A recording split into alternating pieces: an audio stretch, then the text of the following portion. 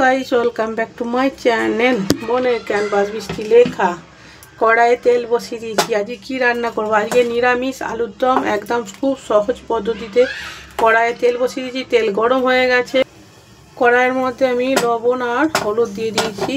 এবারে আলু কেটে ধুয়ে রেখেছি ছোট ছোট পিস করে, সব দিয়ে দিলাম। আলুটাকে ভালো করে ফ্রাই করে নিতে হবে। নতুন বন্ধু পুরানো বন্ধু সকলকে অনেক অনেক ভালোবাসা। নতুন বন্ধুরা প্লিজ চ্যানেলটাকে সাবস্ক্রাইব করো। পুরানো বন্ধুরা তো পাশে আসি।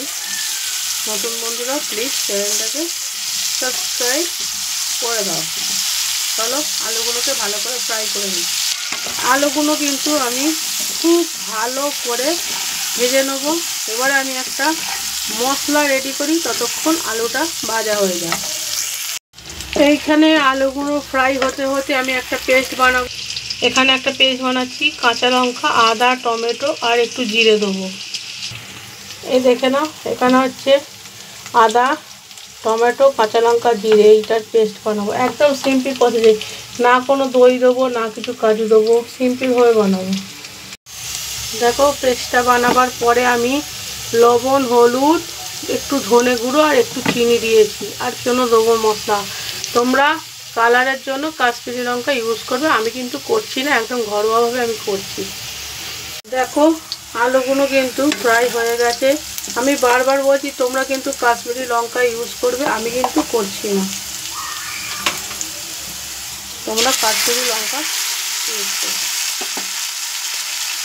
এটা আর কিছুই নয়, ভালো করে কষবো। কষে জল দিয়ে দেবো। আমার আলুর দম কমপ্লিট হয়ে যাবে। এর মধ্যে তোমরা চাইলে দই, কাজু দিতেই পারো। একদম সিম্পলভাবে, একটু আলু চচ্চড়ি করার থেকে একটু অন্যরকম মুখটা ছাড়বে সেরকমই বানানো হচ্ছে। এবারে ভালো করে এখন কষাবো। কিন্তু এইটাকে দেখো একটু একটু মশলার জল দিয়ে আমি কষছিলাম। পুরোটাই একটু একটু করে মশলা, এই বাটি ধুয়ে মশলার জলটা দিয়েছি আর একটু করে কষছিলাম। ফাইনাল কষিয়ে তারপরে আমি জল দিয়ে ফুটতে দেবো। সো দেখো এখানে আমি পরিমাণ মতো জল দিয়ে দিয়েছি। এবারে চাপা দিয়ে দেবো, ফুটে যাবে।